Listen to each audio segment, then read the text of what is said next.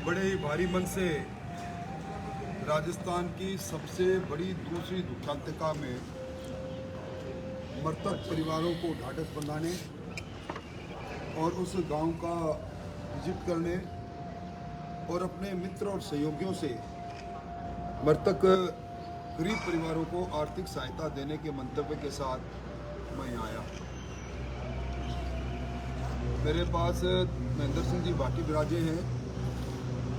इन्होंने मृतक परिवारों की सहायतार्थ 11 लाख रुपए देने की घोषणा की है, जो हम आज ही इनको देंगे। मैं मेरी तरफ से भी 11 लाख रुपए मृतक परिवारों की सहायता के लिए आज देकर जाऊंगा। एक मेरे मित्र हैं, प्रसिद्ध उद्योगपति है मेघराज सिंह जी, उनसे भी मैंने अनुरोध किया है, वो भी अभी थोड़ी देर में आएंगे और वो भी प्रत्येक मृतक परिवार को 1-1 लाख रुपए की उन्होंने इच्छा प्रकट की है, वो 1-1 लाख रुपए देंगे। अफसोस इस बात का है कि दुखांतिका को हुए 9 दिन गुजर गए। प्रदेश के मुख्यमंत्री का एक संभाग है, उनका गृह जिला है और वो खुद अब तक उस स्थान पर नहीं गए, ना ही कोई कबीना का मंत्री गया। दुर्घटना कैसे हुई, किस परिस्थिति में हुई और भविष्य में दुर्घटना का रोकथाम के लिए सरकार का क्या रोड मैप है, क्योंकि आप सब लोगों को मालूम है कि एक दुर्घटना इससे पहले भी बसानिया में, जोधपुर के उस इलाके में हुई थी, जिसमें 10 इसी तरह बदवाशिया में कीर्तिनगर के अंदर 12 लोग उसमें कालकलवित हुए थे अलग अलग में समय में। उसके बाद भी कोई सरकार ने सेफ्टी मेजर्स के लिए, सुरक्षा के लिए भविष्य में घटनाएं नहीं हो, ना तो उसका कोई अध्ययन दल बनाया, ना उसकी कोशिश की, और उसी का कारण रहा कि इस प्रकार की दुर्घटना में 31 लोग आज कालकलवित हो गए।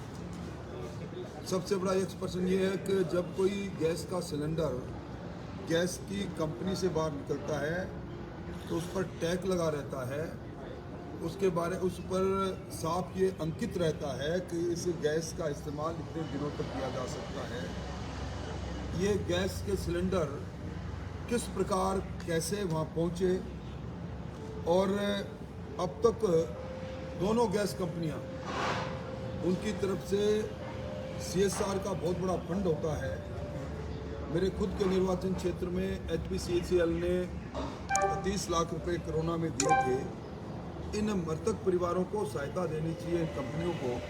मैंने जिला प्रशासन से कल भी बात की है, दबाव बनाए, हम भी दबाव बनाएंगे और कम से कम 1 करोड़ रुपए प्रति परिवार को CSR फंड में गैस कंपनी के द्वारा दिया जाना चाहिए। मुख्यमंत्री जी से हमने मांग की है, इससे पहले जो घटना हुई थी उस घटना के अंदर सिर्फ आगजनी हुई थी, सामराव की घटना, उसमें 5 करोड़ रुपए तत्कालीन वसुंधरा सरकार ने दिए। इस घटना में आगजनी के साथ साथ 31 लोगों का जीवन लील गया है, तो कम से कम 20 करोड़ का पैकेज इसमें उनको अनाउंस करना चाहिए राज्य सरकार को। प्रत्येक मृतक परिवार को 50 लाख रुपए और घायल को 25 लाख रुपए देने की हमने मांग की है। कल धरना भी चला, परिवार के लोगों ने। आज वहाँ 4 डेड बॉडी कल तक थी, 2 और 6 डेड बॉडी हो गई और परिवार के लोग 8 डेड बॉडी हो गई। प्रधान साहब कह रहे हैं मैं अपने आप को करेक्ट करूँगा, और उसके बाद भी किसी प्रकार की कोई कार्रवाई अब तक जो पैकेज के अनाउंसमेंट के लिए जो संघर्ष समिति बनी है उसकी तरफ से कोई कार्रवाई नहीं हो रही। इससे बड़ा दुर्भाग्य कुछ हो नहीं सकता। तो भारत जोड़ो यात्रा के अंदर मुख्यमंत्री जी मशगूल है, तो यहाँ जो दिल तो टूटे हैं, दिल जोड़ने के लिए उनको अपने इलाकों के लोगों से दिल जोड़ना चाहिए। उस यात्रा में इस मुंगरा गांव तक आते तो शायद बहुत अच्छा रहता, पर वो नहीं है। मोटे तौर पर सरकार पूरी मशगूल है 4 साल के जश्न में, और दुर्भाग्य है कि इतनी बड़ी त्रासदी के बाद आज अल्बर्ट हॉल पर एक सांस्कृतिक संध्या के अंदर भारत जोड़ो यात्रा के 100 दिन पूरे होने का सेलिब्रेशन कांग्रेस की सरकार कर रही है। मैं समझता हूं कि ये एक तरह से जख्म में नमक छिड़कने के बराबर है और कम से कम मुख्यमंत्री जी को भारत जोड़ो यात्रा का स्वागत कर रहे हैं और उन्होंने कुछ ही महीने पहले जो कांग्रेस तोड़ो अभियान चलाया था। कांग्रेस के अंदर सबसे बड़ा सम्मानीय पद होता है राष्ट्रीय अध्यक्ष का। उन राष्ट्रीय अध्यक्ष में उनको नामांकित करने का जब आलाकमान ने उनको इशारा किया, उसके बाद जिस प्रकार का मुख्यमंत्री के चयन के लिए जो उनके दूत चल कर आए, पर्यवेक्षक बनकर आए, राष्ट्रीय नेताओं के और राष्ट्रीय नेता सोनिया गांधी जी और राहुल गांधी जी के निर्देश पर आए, उनको जिस प्रकार बेरंग लौटाया गया, एक तरह से कांग्रेस का राष्ट्रीय अध्यक्ष का पद उनको छोटा लगा, मुख्यमंत्री का पद बड़ा लगा। मुख्यमंत्री का पद बड़ा लगने के पीछे जो मंशा अपने आप निकल कर आती है, वो लगता है कि इस मुख्यमंत्री के पद पर रहकर वो इस पद का बेजा इस्तेमाल करना चाहते हैं और अपने सहयोगियों को चांदी कूटने के अभियान के अंदर लगे रहने के लिए उन्होंने इस प्रकार का काम किया।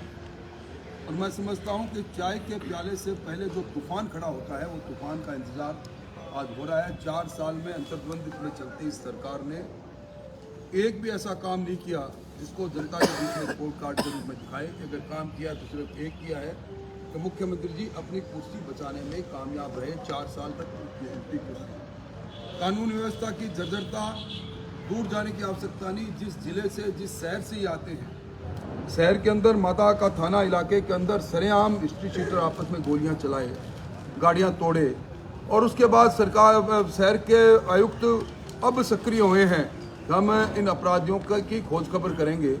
ये पहली घटना नहीं। एयरपोर्ट के इलाके के अंदर मैं समझता हूँ कि नकाबपोश पूरी एटीएम की मशीन को उखाड़ के ले जाए, कितने दुस्साहस हो रहे हैं यहाँ। और इस हैंडीक्राफ्ट बिजनेसमैन के घर 10 करोड़ की डकैती और जोधपुर में फलोदी में दिन दहाड़े 81 लाख की लूट, ये सारे सवाल इस प्रकार के हैं कि राजस्थान में कानून और कानून की व्यवस्था समाप्त हो गई है। एनसीआरबी के आंकड़े भी बार बार ये कहते हैं कि राजस्थान के अंदर जहां एक और महिला दुष्कर्म में पहली पायदान पर लगातार तीसरी बार है, वहीं अपराध प्रकरणों के अंदर राजस्थान की राजधानी देश के अंदर मेट्रोपॉलिटन सिटी के अंदर चौथे स्थान पर आ गई। कोई बड़ा शहर भी सुरक्षित नहीं है। और जिस प्रकार जब कभी भी आपदा आई, कोरोना की आपदा के अंदर केंद्र सरकार के जितने भी कदम थे उनके साथ उनको अपना बताकर अपनी पीठ थपथपा रहे हैं। पर अभी लंपी की बीमारी के अंदर सर्वाधिक गोवंश की मौत यहीं हुई। टीकाकरण के अभियान में सरकार फिसड्डी साबित हुई। अलग अलग सर्वे ने यह सिद्ध कर दिया कि पूरे हिंदुस्तान में सर्वाधिक भ्रष्ट सरकार है तो गहलोत साहब की सरकार है। इंटरनेशनल ट्रांसपेरेंसी के सर्वे ने सिद्ध कर दिया। और अब तक जितनी भी इन्होंने घोषणा की है, कोई एक बड़ी घोषणा बता दें जो 25 करोड़ से ज़्यादा की हो, जो इन्होंने घोषणा बजट में की, वो घोषणा अपना मूर्त रूप ले चुकी है। आज इनके खाते में कुछ नहीं है। सरकार अब इस सरकार अपने चुनावी वर्ष में प्रवेश कर चुकी है। सरकार के कार्यकाल के मात्र इनको 9 महीने बच मिलेंगे, बाद में आचार संहिता आ जाएगी। ये सारी बातें ये सिद्ध कर रही है कि ना सरकार है, ना सरकार की संवेदनाएं हैं और निश्चित तौर पर इस सरकार के चलते कोई उम्मीद भी नहीं की जा सकती। मोटे तौर पर मुझे मोटी मोटी बात ये कहनी थी, आप सब लोगों को तकलीफ दी। और मैं समझता हूँ कि आज जिस सामाजिक काम के लिए हम आए हैं, हमने इसके अंदर ये पधारे साहब मेघराज सिंह जी आए हैं। मेघराज सिंह जी हमारे समाज के बड़े भामाशाह हैं इस दुखांतिका में। इसमें कोई राजनीतिक दल भी नहीं, हम सब लोग इसके अंदर दुखी हैं। अभी मैंने जो कहा 11 लाख रुपए मैं अपने अर्जित आय में से दूंगा, 11 लाख रुपए महेंद्र सिंह जी पार्टी देंगे। और मैंने अनुरोध किया, प्रार्थना की है मेघराज सिंह जी से कि आप भी इस त्रासदी के अंदर, मेघराज सिंह जी 31 लोग की डेथ, 32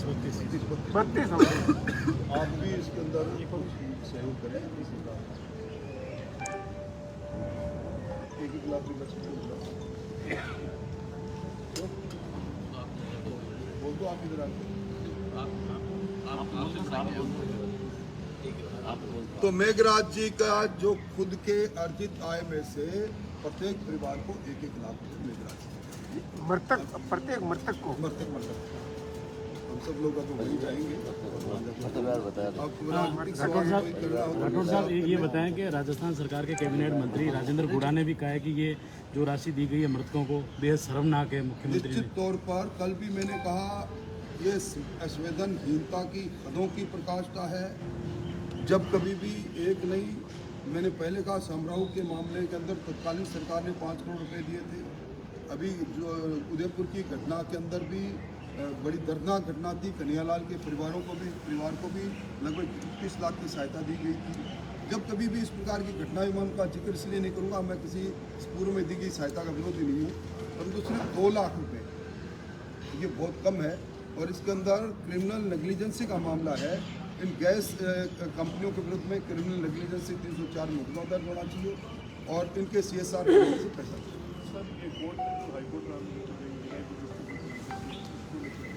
मैंने एक रिट लगाई है क्योंकि 70 दिन व्यतीत हो गए थे। मैं गुलाब चंद जी कटारिया की अगुवाई के अंदर हमने एक शिष्टमंडल के माध्यम से हमारे विधानसभा अध्यक्ष जी को कहा था कि राजस्थान की जनता में असमंजस है, सरकार बहुमत और अल्पमत के बीच में झूल रही है। त्याग पत्र उन्होंने दिए तो त्याग पत्र आप निर्णय करें। जब उन्होंने उस पर निर्णय नहीं किया तो फिर लगातार मैंने अलग अलग अंतराल के अंदर 3 पत्र और लिखे और जब किसी भी पत्र का जवाब नहीं आया तो मजबूर होकर मैंने बड़े भारी मन से न्यायपालिका का दरवाज़ा खटखटाया, क्योंकि ये मामला विधायिका को निर्णय करना था, उन्होंने नहीं किया। और अब उसमें नोटिस जारी हुए हैं, 2 सप्ताह के अंदर अंदर उनको जवाब देना है। मैं इस मामले की पैरवाई खुद कर रहा हूँ। संविधान के अलग अलग अनुच्छेद में साफ लिखा गया है कि समीक्षा से अगर कोई त्याग पत्र देगा तो विधानसभा अध्यक्ष जी को उसको स्वीकार करने के अलावा उनके पास कोई और चारा नहीं है। इसलिए अब मामला चूँकि न्यायालय में है, इसलिए उस पर ज़्यादा टिप्पणी करना उचित नहीं है, पर मुझे उम्मीद है कि न्यायालय इसमें ऐतिहासिक निर्णय देगा जो नजीर बनेगा हिंदुस्तान के संसदीय इतिहास में। अच्छा राठौर साहब, जन आक्रोश यात्रा चल रही है बीजेपी की, जिस तरीके से नागौर में विधायक का विरोध झेलना पड़ा, जिस तरीके से अलवर में आपस में कार्यकर्ता लड़े, क्या ये बेहद शर्मनाक नहीं है? लगभग 93-94 हज़ार किलोमीटर की यात्रा में यदा कदा एक जगह पर कोई छोटी मोटी बात हो जाए, भारतीय जनता पार्टी के 84 लाख तो साधारण सदस्य वो हैं जिन्होंने पंचनिष्ठाओं के आधार पर इस पार्टी की सदस्यता ग्रहण कर रखी है।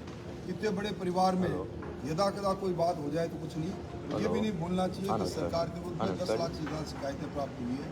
पहले चरण में हमारा काम ही सिर्फ जनसंपर्क करना था। हमारी सभाओं का दौर तो इस 15 तारीख से प्रारंभ हो गया था हर विधानसभा में। सर, आप अक्सर बात करते हैं कि कांग्रेस में फूट है, क्या बीजेपी में फूट नहीं है और क्या CM का चेहरा सामने आएगा? अगर होगा तो कौन होगा? संसदीय बोर्ड तय करेगा। बीजेपी बिल्कुल एकनिष्ठ है, हम अपने संगठन के साथ हैं। CM के उम्मीदवार तो खूब बन रहे हैं सर। हमारी पार्टी के अंदर योग्यताधारी लोगों की कमी नहीं। अगर ज़्यादा उम्मीदवार है तो उसका स्वागत योग्य है। हम कोई 1 या 2 नहीं है जो आपस में सिर्फ फोटोकॉल करें, सचिन पायलट और अशोक गहलोत। एक बार फिर सर जो है वापस सीडियों और वीडियो का दौर शुरू हुआ है। देखिए, ये डेमोक्रेसी का एक हिस्सा है, इसमें मैं समझता हूँ मेरी उसके लिए उसमें जानकारी। ठीक साहब, ठीक है। नहीं तो